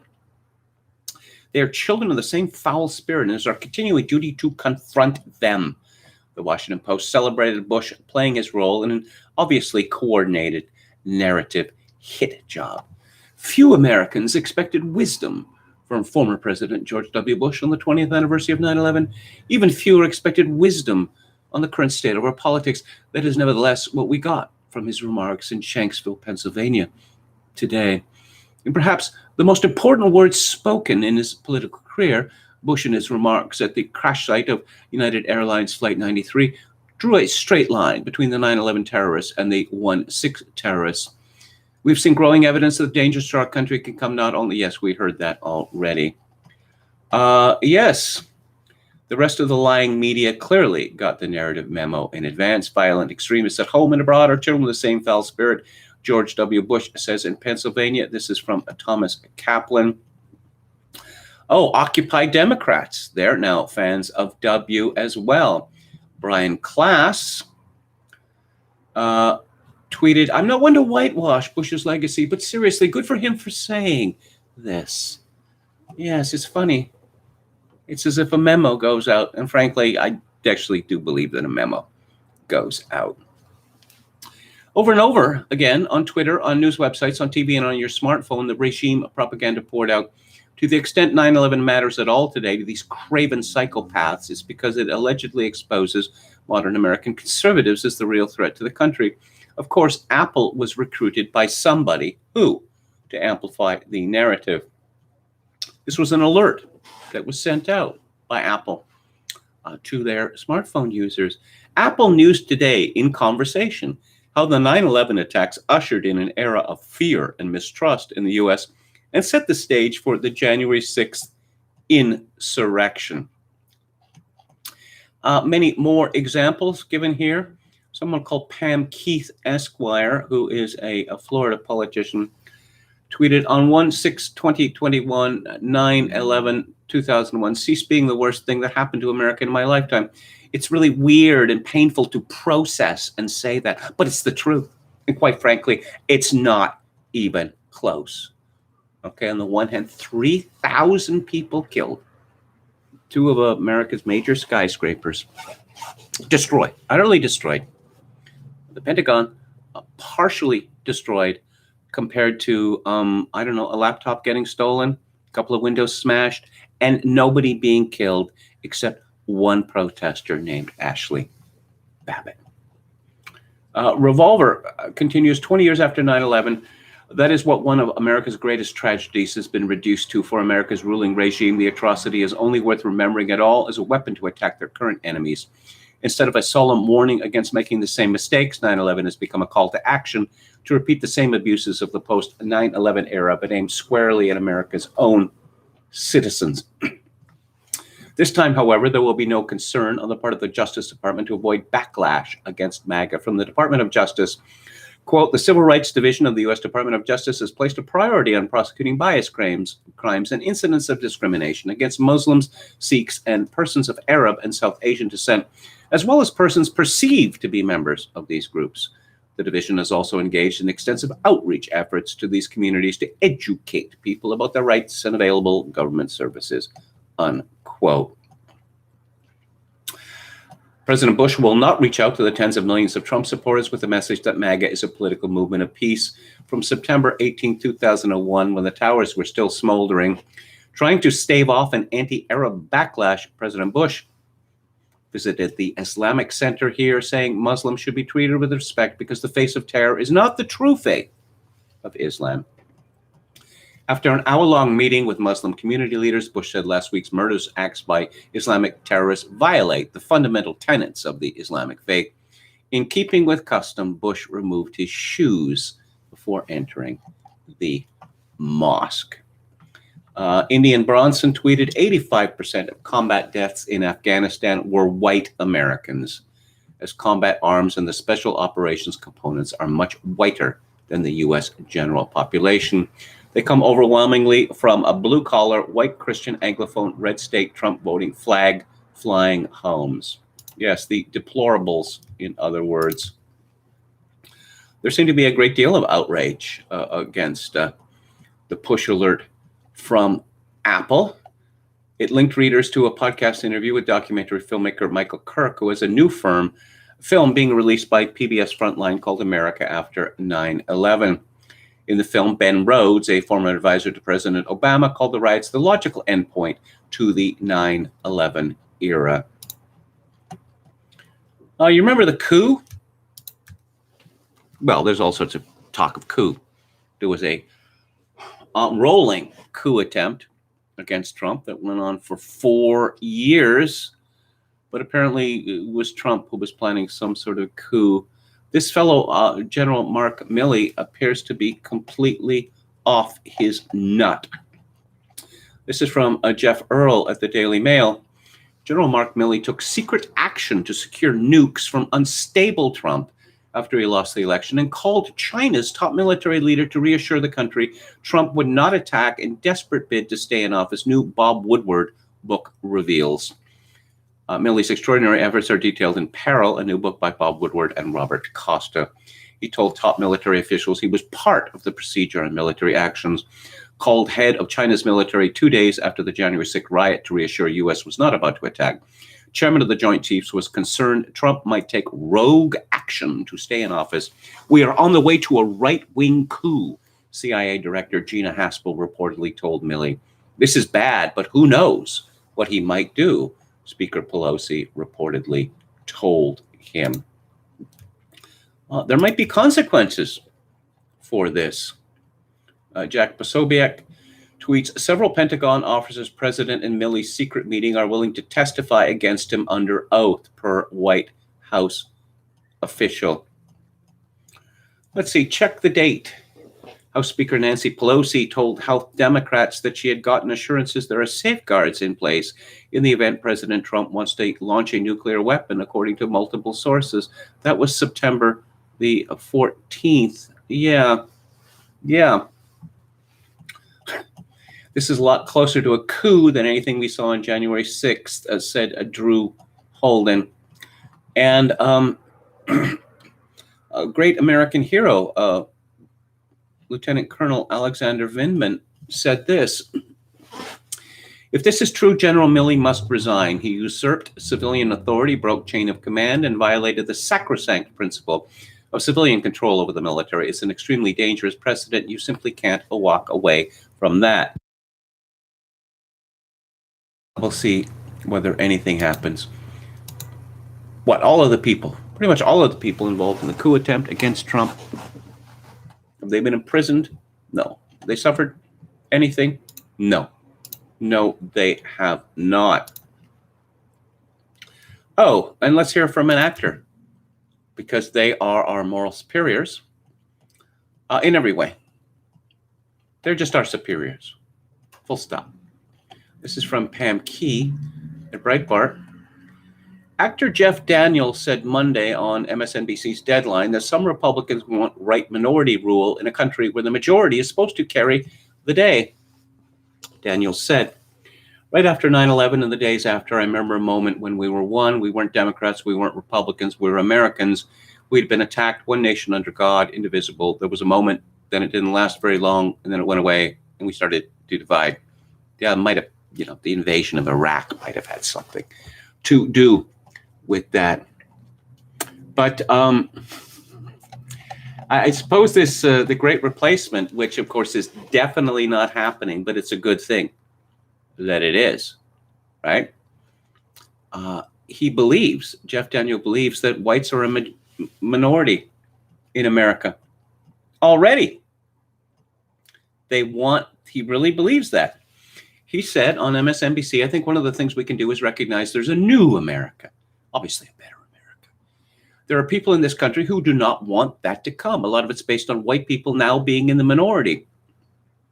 They want white minority rule in a country where the majority is supposed to carry the day. So let's go to the chat before I go to Music Monday. Hello to Dave Boreas. I and two other guys remained unvaccinated, early retirement, even if we all had COVID and antibodies. Proof. Contiki Roulette says the satanic beast screams and thrashes wildly in its death throes. Just stay well clear. Okay. Hello to Red Sulfur.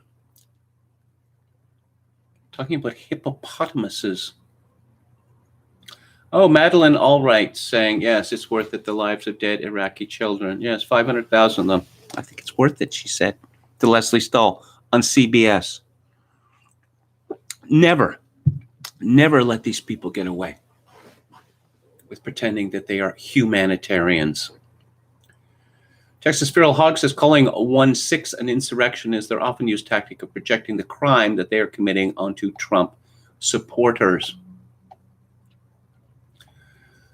This crazy universal tyrannical crap was so imminent after geriatric Biden took over the West. It's all chaos now. No Sleep Till Breezewood PA says defile national symbols. He sneered while supporting a new inclusive American flag and anthem. Joe Wicken 666 says Bob Marley died a baptized Orthodox Christian. Just FYI. Really, I'll have to look into that. Someone talking about James Jesus Angleton, or James Jesus Angleton, a fascinating figure. There's so many claims and counterclaims made about him. I don't know what to say. Debrea says Princess Rockstar turned into a monster. Oh, he doesn't have a thin skin. He actually said that. Pretty funny. Pretty funny. Okay. Let's talk about the Child Ballads. A great monument of scholarship. Remember when people at universities were engaged in scholarship?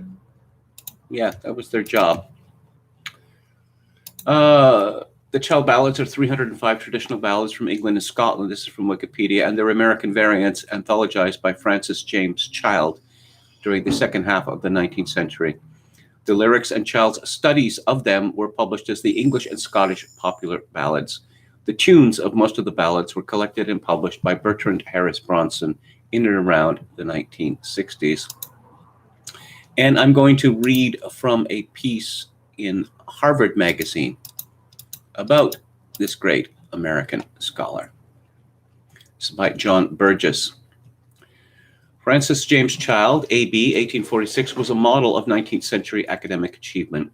Named Harvard's Boylston Professor of Rhetoric and Oratory at 26, he was one of his century's leading Chaucer scholars and received honorary degrees from his alma mater, Columbia, and Göttingen. His close friends included Oliver Wendell Holmes, Henry and William James, and Charles Eliot Norton. Yet today he is better remembered than many distinguished colleagues because at the height of his career, he decided to apply a gift for scholarship honed on the study of traditional literature to the oral traditions of the folk ballad. That a sailmaker's son achieved eminence of any sort was largely because the Boston of his youth was progressive enough to offer free public education, at least for white boys, and small enough to spot and foster talent. His record at Boston Grammar and Boston English came to the attention of Epus Sergeant Dixwell, headmaster of Boston Latin, who facilitated his admission to that school and then to Harvard College. Child graduated first in his class and became a college tutor in mathematics and then in history, political economy, and English. When a benefactor lent him funds for a trip to Europe, he took a leave of absence from 1849 to 1851 to study in Berlin and Göttingen, an extraordinary opportunity given his youth and background. On his return, he became Boylston Professor, a post he held for a quarter century before becoming Harvard's first professor of English in 1876. He served as general editor of the British Poets, a popular series that ran to 150 volumes. He issued a 5-volume edition of Spenser's poems and the influential Observations on the Language of Chaucer. And he introduced generations of undergraduates to these poets, to Shakespeare, and to the Romantics. He combined scholarship with a gift for friendship. He corresponded for 3 decades with James Russell Lowell, Jamie, even when Lowell was ambassador to Great Britain, and for nearly 2 decades with Miss Emily Tuckerman of Stockbridge, Massachusetts, in each case combining his love of literature with a sense of humor and humility, not always associated with his fellow academics. Time remained for his rose garden, his family, and more worldly demands. Though ill-suited by nature to the rough and tumble of politics, he canceled classes to canvass for Lincoln during the Civil War and joined in local political battles on behalf of his adopted Brahmin class with enthusiasm, if not success. But increasingly, his life was dominated by one great and abiding passion, the preservation of a ballad tradition that was dying, even as Child struggled to record it. His first collection of ballads appeared in 8 small volumes, 1857 to 58, in the British Poets series, but he had something far more ambitious in mind: the comprehensive recordation of all known English and Scottish ballads and their American and Canadian variants. That demanded patience in tracking manuscripts across continents, judgment in interpreting and clarifying textual discrepancies, and persistence in dealing with collectors ranging from the high-born Lord Rosebery to the eccentric Devon clergyman Sabine Baring-Gould. In all, Child collected 305 ballads, ultimately published in 5 volumes, including Lord Randall, Sir Patrick Spens, and a good 36 variations on the adventures of Robin Hood. Some, like Barbara Allen, had been in print for generations and were sung from London to Appalachia. Others, like Thomas the Rhymer or Tam Lin, evoke a world of magic that survived outside the written record for centuries. Child's enthusiasm and erudition shine throughout his systematic attempt to set the British ballad tradition in context with others, whether Danish, Serbian, or Turkish. He made no attempt to conceal or apologize for the sexuality, theatrical violence, and ill-concealed paganism of many ballads, but it is characteristic of the man that in his introduction to Hugh of Lincoln, an ancient work about the purported murder of a Christian child by a Jew, wrote, "And these pretended child murders with their horrible consequences are only part of the persecution which, with all moderation, may be rubricated as the most disgraceful chapter in the history of the human race." Our own period doesn't readily lend itself to an undertaking such as Child's, but the timing was right for him, as for other Victorian obsessives. He could attack a subject that, instead of being studied half to death, was in danger of disappearing entirely, with a level of knowledge and self-confidence that eludes our more specialized age. For half a century, scholars and musicologists embraced his collection but added little to it. Then in the 1950s, the ballads were taken up as part of the folk music revival, so that Time magazine, writing about Joan Baez in 1962, would note, folk upmanship absolutely requires that a ballad be referred to as Child 12, Child 200, or Child 209. In succeeding decades, new interpretations have appeared regularly, remarkably fresh and original, given the ancient sources of the lyrics. Child passed on to subsequent generations of audiences and performers a legacy of scholarship that they have been able to enjoy on their own terms and express in their own fashion. In doing so, he preserved the continuing vitality of the ballad tradition that he loved so much. As noted in the Harvard Magazine essay, these ballads are often violent, exceedingly violent. I'll read from the wiki description of The Three Ravens, which is known by many other titles, including The Trois Corbies. It's an English folk ballad printed in the book Melismata, compiled by Thomas Ravencraft and published in 1611. Child recorded several versions in his Child Ballads. The ballad takes the form of three scavenger birds conversing about where and what they should eat. One tells of a newly slain knight, but they find he is guarded by his loyal hawks and hounds.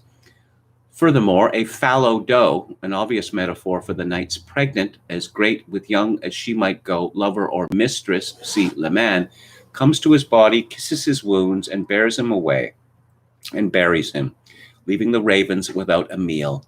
The narrative ends with, God send every gentleman such hawks, such hounds, and such a Le Man. It is a form of a round. There were three ravens sat on a tree, down a down, hey down, hey down. There were three ravens sat on a tree with a down. There were three ravens sat on a tree, they were as black as they might be, with a down, dairy, dairy, dairy, down, down. The one of them said to his mate, where shall we our breakfast take? Down in yonder green field there lies a knight slain under his shield. His hounds, they lie down at his feet, so well they can their master keep. His hawks, they fly so eagerly, there's no fowl dare come nigh. Down there comes a fallow doe, as great with young as she might go. She lift up her bloody head and kissed his wounds that were so red. She got him up upon her back and carried him to earthen lake. She buried him before the prime. She was dead herself ere even song time. God send every gentleman such hawks, such hounds, and such a man. As a Wikipedia entry explains, there are many different variants of many of these child ballads. And the Scots language, the Trois Corbies, is described as being more dark and cynical than the Three Ravens, from which its lyrics were clearly derived. There were only two scavengers in the Trois Corbies, but this is the least of the differences between the songs, though they do begin the same. Rather than commenting on the loyalty of the knight's beasts, the Corbies tell that the hawk and the hound have forsaken their master and are off chasing other game, while his mistress has already taken another lover. The ravens are therefore given an undisturbed meal, as nobody else knows where the man lies or even that he is dead. They talk in gruesome detail about the meal they will make of him, plucking out his eyes and using his hair for their nests. Some themes believed to be portrayed in the Trois Corbies are the fragility of life, the idea life goes on after death, and a more pessimistic viewpoint in life. And we can see that the Three Ravens and the Trois Corbies have been performed by a great many acts, a great many indeed. There are several dozens listed here, some of the more famous being Ewan MacColl, Peter, Paul and Mary, Bert Jantz, Kate Price, Soul Invictus, Steeleye Span, Andreas Scholl, Richard Thompson, Kenneth McKellar, a great Scottish singer. And yes, people love sad songs. And we see, I'm looking at a beautiful illustration of the Trois Corbies by the great Arthur Rackham. As mentioned in the Harvard Magazine article, there was a scholarly rise in interest in English and Scottish folk song in among the Victorians, or among the their American equivalent. And Child's work has been compared many times to the Brothers Grimm. But we see in the 1950s and 1960s and leading into the 1970s a newfound appreciation among both American and British music makers of the songs of their own nations. And some time ago, I made a little list of some ones I could find. My great hero, Peter Blegbad, recorded on his fine album Downtime. The wife of Usher's Well. Wake, wake, said the eldest one, wake, it's almost day. Yonder stands our Savior dear, and with him we must away. Farewell, Mama and Papa too. Farewell, Kitty and the Queen. How can I stay in this dark world? There's a brighter one for me. Now, Barbara Allen, this is a very sad song. I'm sure many of you will know it from the 1950 filmic version, the best of Dickens' A Christmas Carol, which is called Scrooge. And it was performed by a lovely version by the Everly Brothers. Well, don't you remember the other day when we were in the tavern? You drank your health to the ladies there and you slighted Barbara Allen. One of the most popular of the Child Ballads, Sir Patrick Spens, was a great favorite in the folk music revival, both acoustic and electric, in Britain in the 60s and 70s. And there came a gale from the north-northeast, so loud it weep. It cried, Patrick Spens and all of his men are drowning in the deep. Mackie Groves is a song that was performed by Richard Thompson and his band. And let's have a look at this one, Mackie Groves. Yes, also known as Little Musgrave and Lady Bernard. And yes, many variations on this. And coincidentally, I discussed the movie Lord Love-a-Duck a few weeks ago. And this poem is featured in the novel on which the movie is based. And we see that Mackie Groves, I mentioned the Fairport Convention version, Joan Baez, the American Doc Watson, made a version, Martin Carthy, Christy Moore, the Irishman, the Irish band Planksty, the Maycomb Brothers and Brian Sullivan, the band John Wesley Harding, the Strangelings. There's eternal fascination, with them. And of course, there are, American versions of the British songs. One of the most famous, one of the most gruesome is the Knoxford Girl, which is based on the Irish ballad, the Wexford Girl, which itself was based on an earlier English ballad. And to me, the greatest version is by the Louvain brothers on their record Tragic Songs of Life, which I cannot recommend too highly, along with their record Satan is Real. I'll read the words to this just to give you an idea of just the sort of thing that was in the common parlance at the time. And of course, again, the Louvain brothers version was made in 1956. I met a little girl in Knoxville, a town we all know well, and every Sunday evening out in her home I dwell. We went to take an evening walk about a mile from town. I picked a stick up off the ground and knocked that fair girl down. She fell down on her bended knees, for mercy she did cry. Oh, Willie dear, don't kill me here, I'm unprepared to die. She never spoke another word, I only beat her more, until the ground around me within her blood did flow. I took her by her golden curls, and I drug her round and round, throwing her into the river that flows through Knoxville town. Go down, you Knoxville girl with your dark and rolling eyes. Go down, you Knoxville girl. You never can be my bride. I started back to Knoxville, got there around midnight. My mother, she was worried and woke up in a fright, saying, "Dear son, what have you done to bloody your clothes so?" I told my anxious mother I was bleeding at my nose. I called for me a candle to light myself to bed. I called for me a handkerchief to bind my aching head. Rolled and tumbled the whole night through as troubles was for me, like flames of hell around my bed and in my eyes could see. They carried me down to Knoxville and put me in a cell. My friends all tried to get me out, but none could go my bail. I'm here to waste my life away down in this dirty old jail because I murdered that Knoxville girl, the girl I loved so well.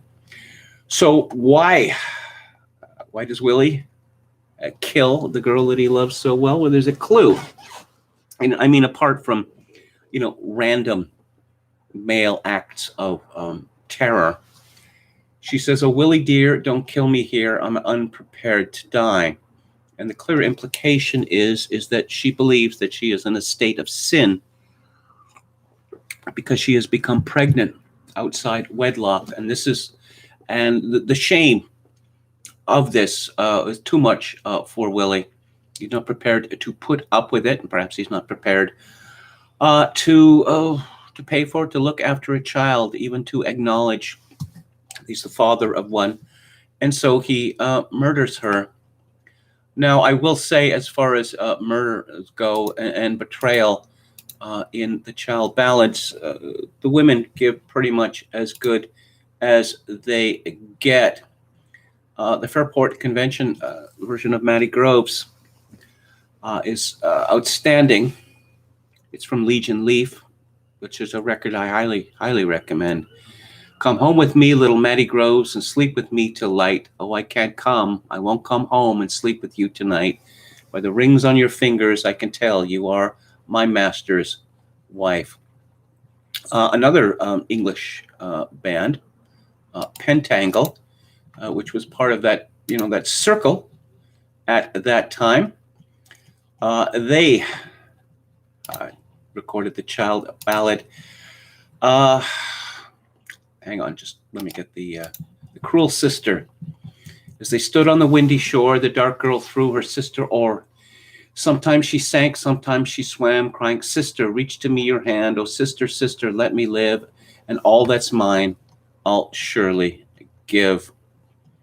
The lovely version of The Cruel Mother by Cindy Manx. And The Cruel Mother is, I don't know, perhaps the most horrible of all of the Child Ballads. As she was walking her father's hall, she spied two babies a-playing ball. She said, "Oh, babies, if thou weren't mine, I'd dress you up in silk so fine. Ah, mother dear, when we were thine, you did not treat us then so fine." Because she murdered her children. And Steel Eye Span, who actually were produced at one point by David Bowie and became quite popular. I mean, the top 20 band in Britain, recorded Tam Lin. A movie version of Tam Lin was directed by Roddy McDowell circa 1970. It's quite a curiosity. Gloomy was the night and eerie was the way. This lady in a green mantle to Miles Cross she did go. With the holy water in her hand, she cast the compass round. At 12 o'clock, the fairy court came riding o'er the mound. And alternative singer Mark Lanigan recorded the Cherry Tree Carol. When up spoke Lord Jesus from his mother's womb, "Bow down, low cherry trees, bow down to the ground." And the cherry trees, they bowed down, bowed low to the ground. And Mary gathered cherries while Joseph stood around. Alfred Deller, who was a countertenor and who was a major figure in the revival of old music, sings a version of the Three Ravens, also known as the Trois Corbeaux, as mentioned. And I will finally mention in this regard. Oh, by the way, if you go to my Twitter feed, and you search under the hashtag Child Ballads, you will find the recordings of all of the songs which I have mentioned. And the Irish band Planxty recorded a child ballad, and The Jolly Beggar, or alternately, The Wise Maid. And I'll just read the words to that. Now you are no beggar, you are some gentleman, for you have stolen my maidenhead, and I am quite undone. I am no lord, I am no squire, of beggars I be one, and beggars they be robbers all, so you're quite undone. So that's what I have to say on the child ballads. I think that they will continue to be put to song. There are many, many versions of them. And the child ballads themselves, well, you can find pretty much all of them on Wikipedia, but it's easy enough to find the texts. Look at a final look at the chat before I sign off. Did Biden yell at a heckler? Asked Chogan 666. Justin Trudeau did. Neil Terry says, literal mass murderers would like you to know that anyone who opposes them are the real extremists. Palcasso 88, Z-Man had a great blog post about the Bush and Clinton families yesterday. Okay, what are the final? Well, what do we have here finally? Knoxville Girl sounds a lot like Banks of the Ohio, another ballad, perhaps a common ancestor. Tessa Spherical Hog says, Savage Instincts. Brandon Smith says, the point the world's at now reminds me of an ending of Lord of the Flies, but there's no adult coming to ask what the hell the boys are doing. That reminds me, I have to review the original version of that on Theater Thursday, because it is such a beautiful and powerful movie, and experimental too. We took a bunch of boys to an island near Puerto Rico, and they essentially worked this all themselves. I think Peter Hall supervised. She Moved Through the Fair and My Lagan Love, both recorded by John McCormick, says Visionary Companion. John McCormick is one of my special favorites. Okay. Jennifer Rubin keeps calling for the FBI to start going after right-wing terrorists. There are no terrorists, nor is there anyone stupid enough to entrap. Says Texas Feral Hog. Does she want them to start fabricating? DeBrea says, what chances are PPC to get few seats in Parliament? Okay, if I had to bet, as you know, I don't like to do this, because too many short-term variables involved, I will say that the PPC wins one seat, and that's Maxime Bernier's seat. Obviously, the PPC is getting a fair amount of support in Alberta and Saskatchewan, but conservatives, we saw conservative supermajorities of, like 65, 70% in the last election. So even if the PPC were to take 10% off the top, it would still result in easy conservative victories, or so it seems to me. And so I think I'm going to wrap it up at this. And what's coming up in the show later this week?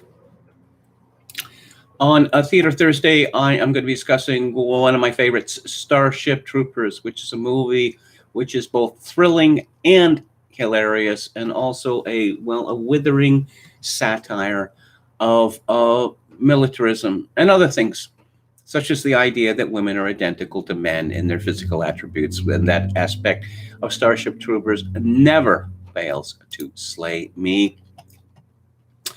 A wonderful book of anthropology on September the 17th, book club this Friday, Six Societies by UCLA professor Robert Edgerton. And it is a riposte against cultural relativism.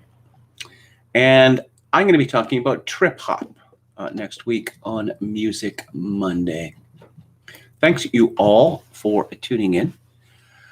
I'll be back in the air at 4 p.m. Pacific, 7 p.m. Eastern tomorrow. If you like the show or any part of it, I'd appreciate it if you would click on the like button and subscribe to my YouTube channel if you have not done so already. If you would like to make a donation to this live stream, and I'm coming up to another deadline here in terms of my rent, and it's a hard deadline, absolutely hard. I could really use donations for this live stream if you are so minded. And thank you to those who have already donated. My PayPal account is linked to Kevin_Grace@hotmail.com. Once again, Kevin_Grace@hotmail.com. If you are in Canada, donations may be made directly via Interac at kevingrace@shaw.ca. And as always, I leave you with this. In these days of social atomization and civilizational collapse, I do dearly wish that you, my dear viewers and listeners, manage to forge a genuine human connection in order to ease the burden. Good night.